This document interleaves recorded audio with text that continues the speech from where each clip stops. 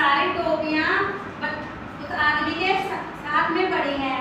उन्होंने क्या किया, सारी टोपी उठाई और अपने अपने सिर पर ओढ़कर ऐसे ओढ़कर और पेड़ पर जा बैठे, ऐसे पेड़ पर बैठ गए जाके, ठीक है, ऐसे देखो बैठ गए।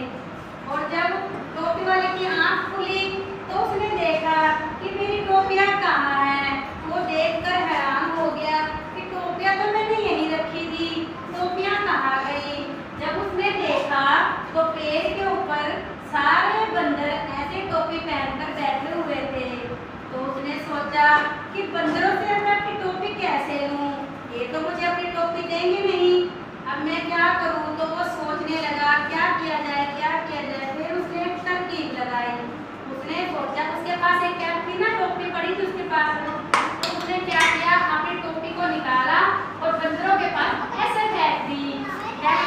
फिर क्या हुआ, फिर बंदर तो नकलची होते हैं ना, बंदरों ने क्या किया, सारे बंदरों ने टोपियां निकालकर उस आदमी के पास ऐसे फेंक दी। फिर क्या हुआ, उसको अपनी सारी टोपियां वापस मिल गई। इसीलिए उसने अपनी सारी टोपियां उठाई